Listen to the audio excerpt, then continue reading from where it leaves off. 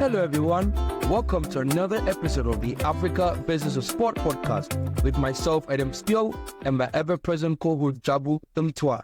Jabu, what do you have for our audience today? In the world of mixed martial arts, or MMA as many people call it, a groundbreaking league was born with a vision to disrupt the traditional combat sports landscape. And the Professional Fighters League, often dubbed the Champions League of MMA, was founded with a unique approach, bringing the rigor and excitement of a sports season format to a discipline that had previously relied on singular one-off fights. Since its inception, the PFL has revolutionized the sport by introducing a format that includes a regular season, playoffs, and championships, offering fighters a clear path to glory and million-dollar prize money for the champion of each weight class.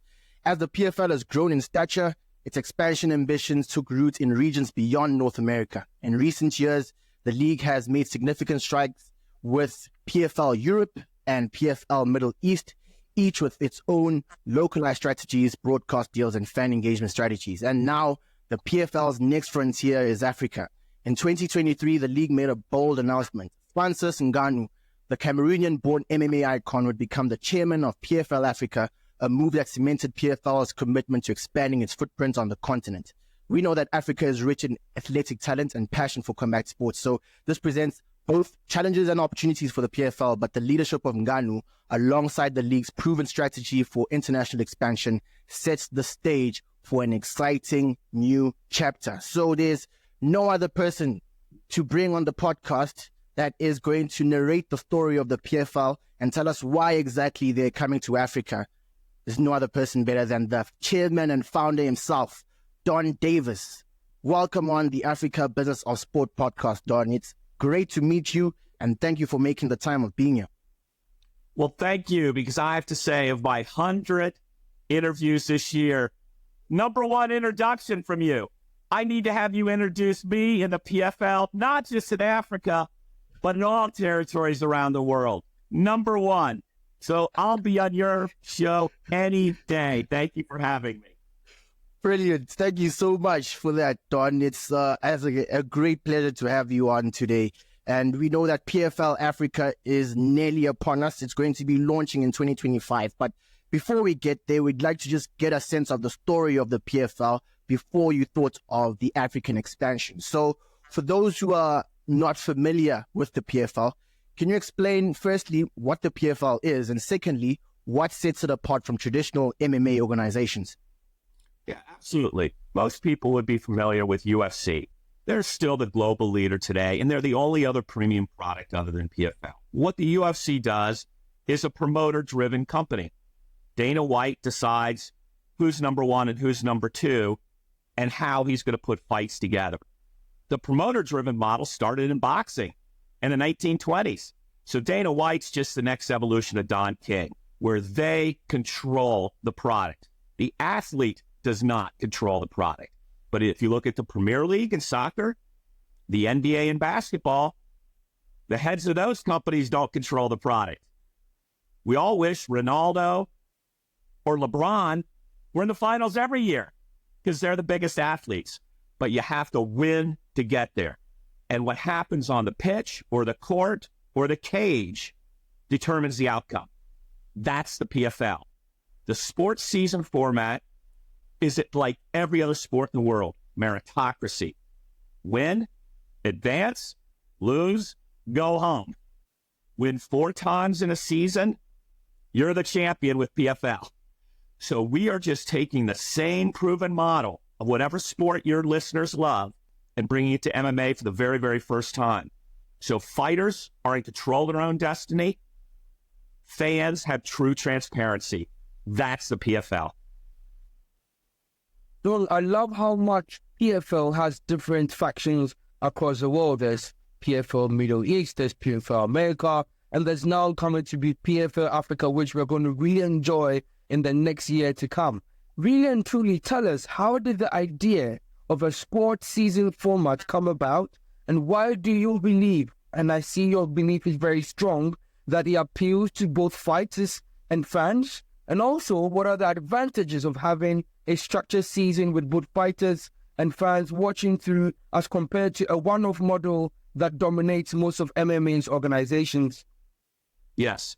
A lot of our innovations at PFL come from, I'm deeply expert at media and sports and company building, but I was not an insider to MMA. So I'm not a prisoner to what has happened. So we respect the sport, we love the sport, but we want to advance, innovate, and grow the sport. The business of sport is only 25 years old for MMA. Basketball's 75 years old.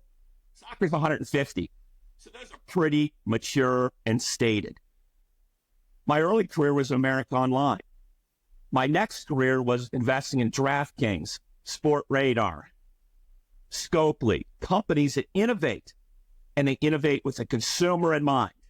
What would be great if I were a fan? That's how I approached PFL. That's how we're approaching MMA.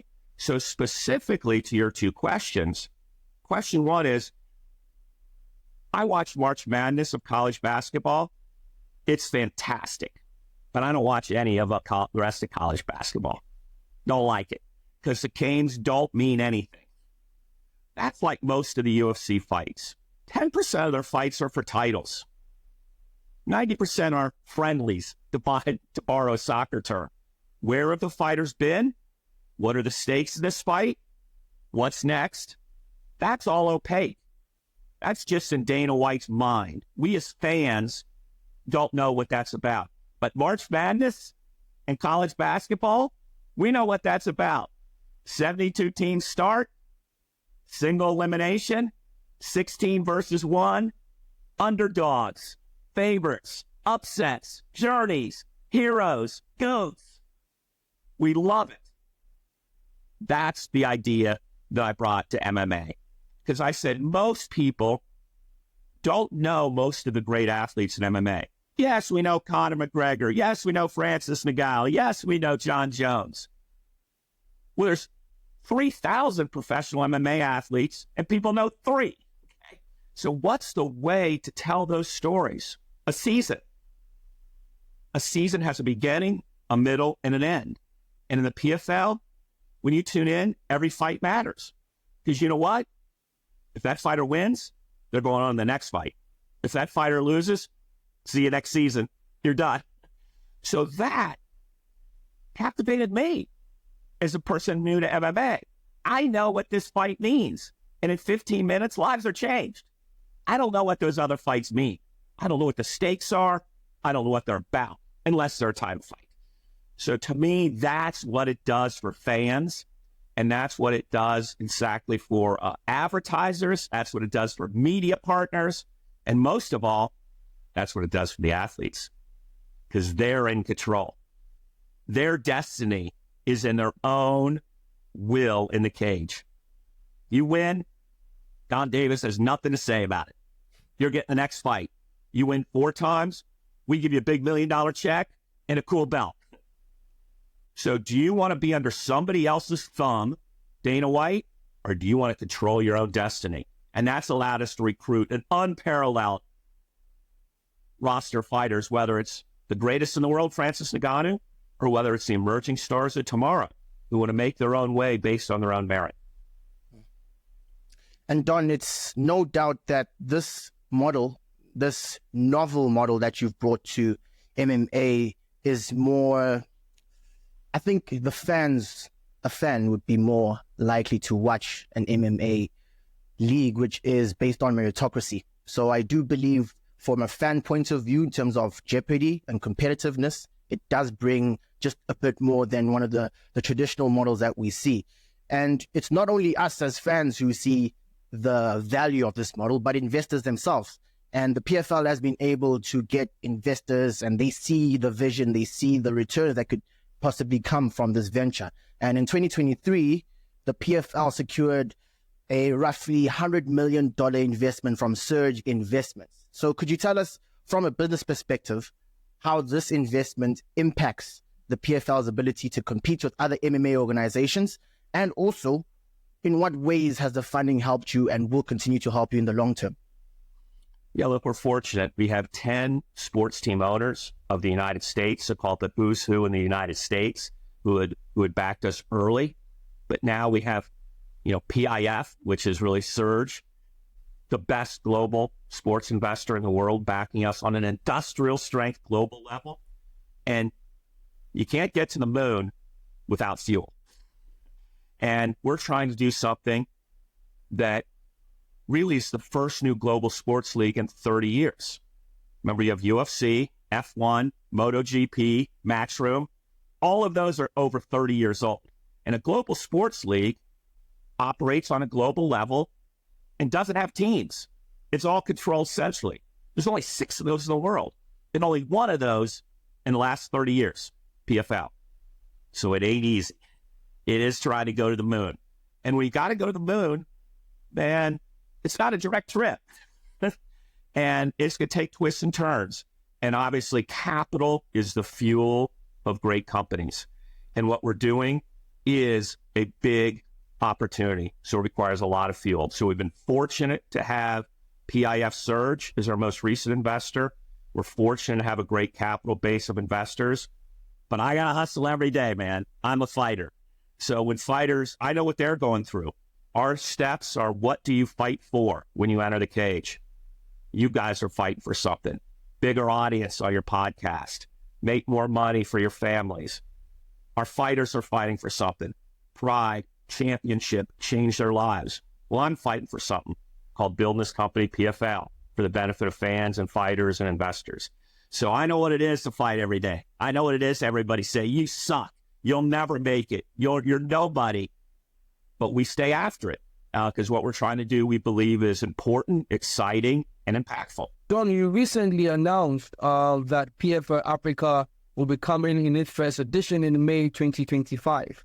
Just give us an idea, and the audience as well, the successes that PFL Europe and PFL Middle East have experienced so far, and what we are going to anticipate for a continent that already has examples of sporting codes like Dambe, where people fight and enjoy it as well.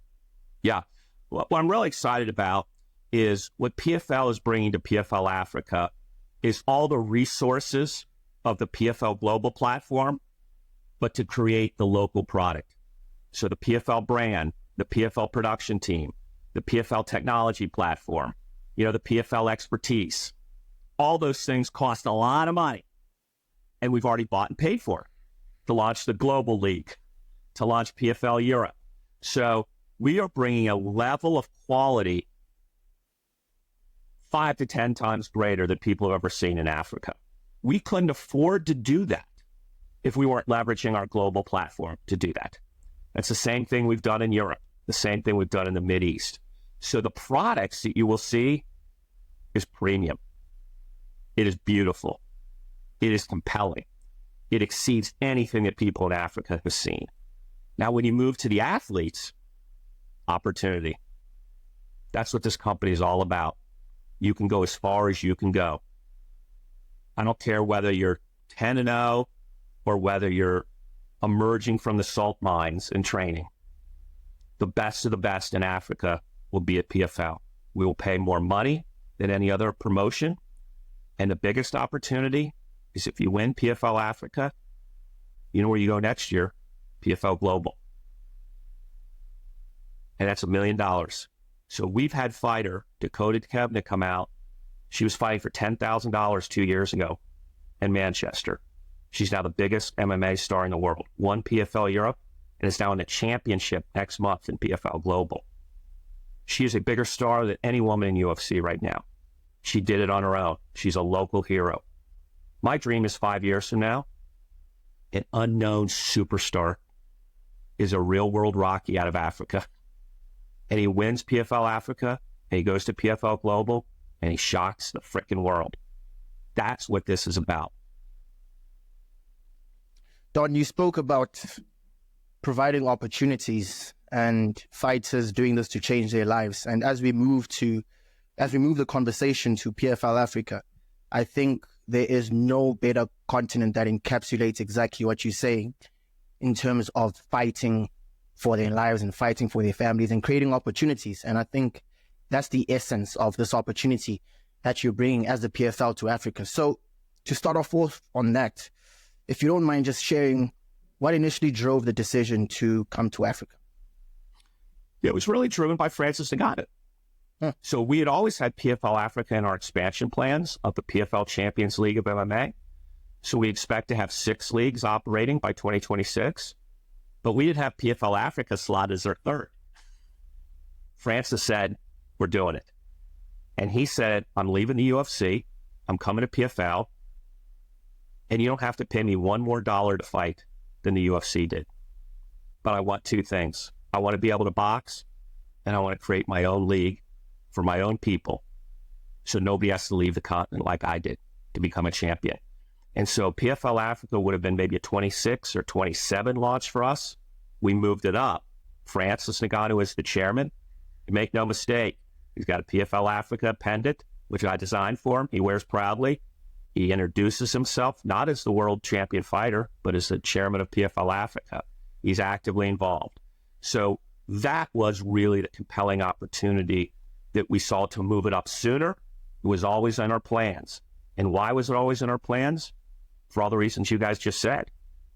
This is a continent with great athletes that have already proven they become the best in the world on the highest stage in MMA.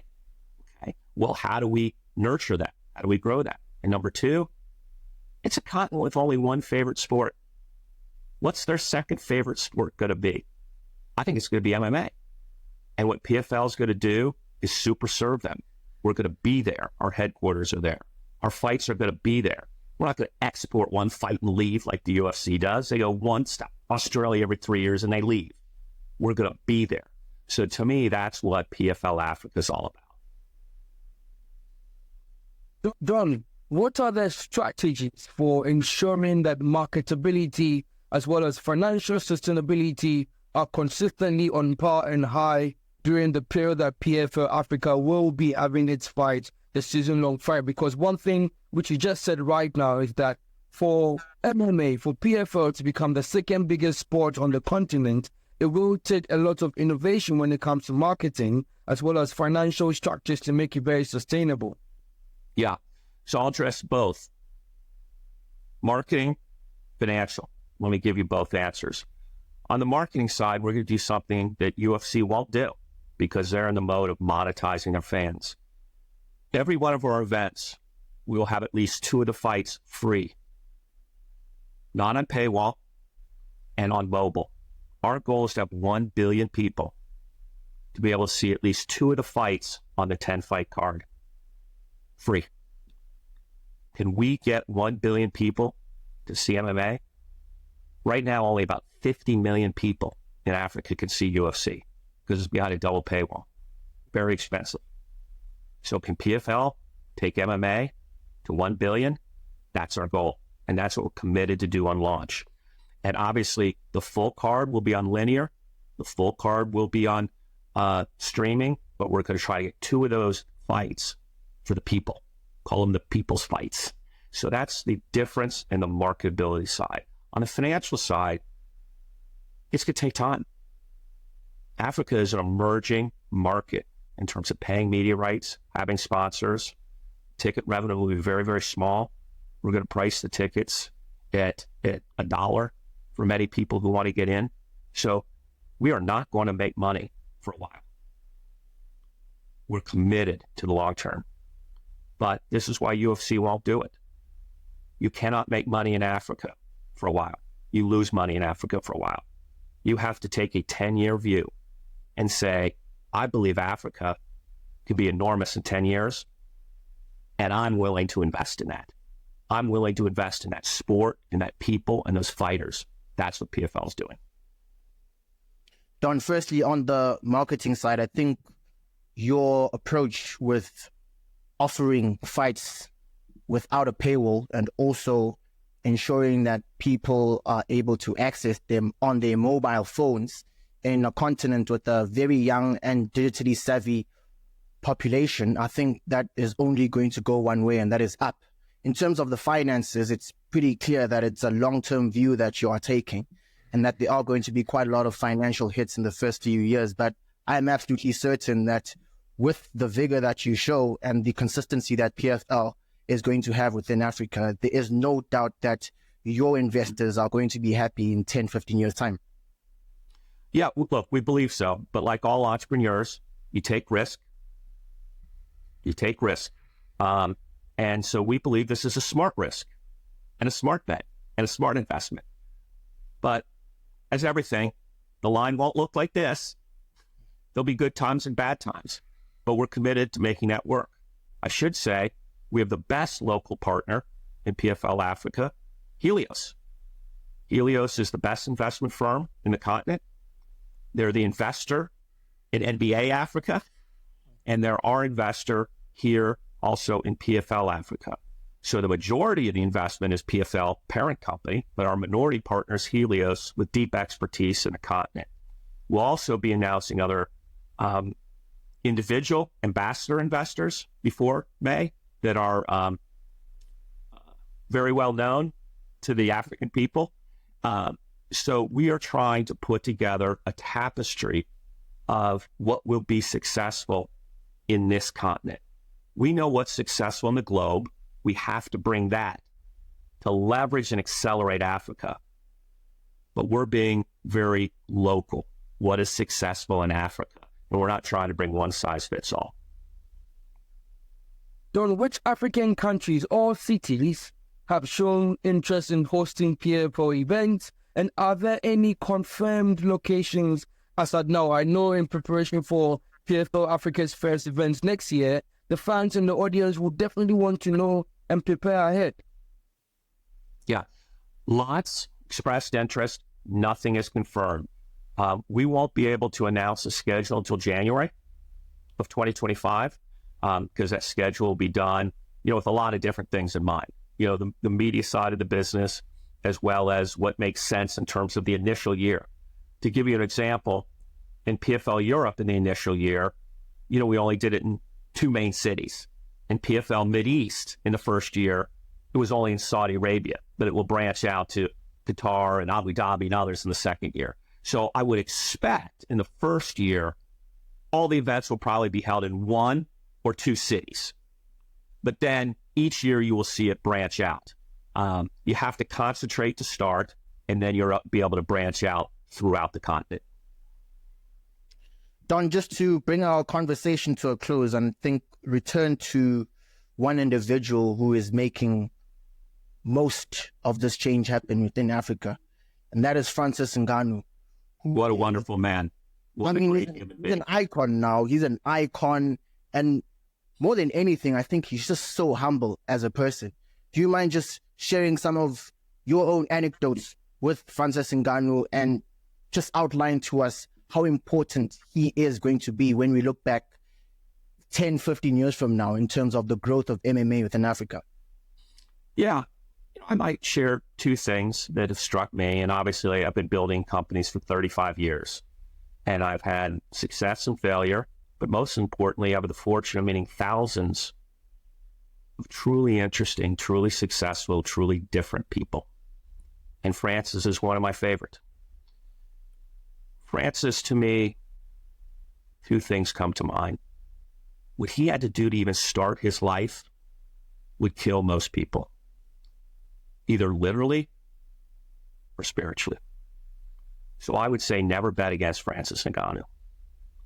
So when Dana White bet against him, or in a fight, if Francis fought John Jones, he would beat him, I would never bet against Francis Ngannou, given what he has done uniquely to get to where he is. And it's not just about pain. It's not just about sacrifice. It's an intense spirit and will. Second thing I would say is he's real. So many people in this world, when they attain something of a high level, become a character. They have talking points. He's real. You feel his joy. You feel his pain. His answers are authentic. And I think that's why people will love and connect with him. There is nothing coming from Francis that's any different from you and me. It's real. He had dreams for his family that went through a crushing disappointment that he's recovering from. He had hopes of a boy of being in boxing, and he made them happen. And walking away from tens of millions of dollars guaranteed from UFC to do that because they said no. He's real. And so those are the 2 things I would say.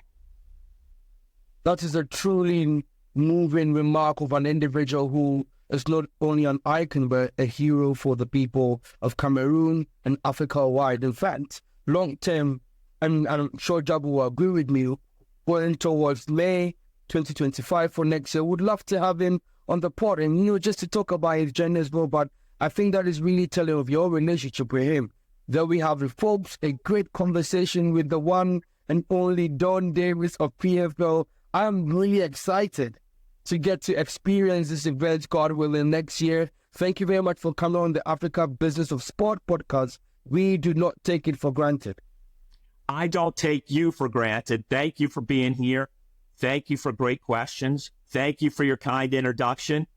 And tell fans, we'll talk to them again, but we will see you in the continent in a big way, May 2025.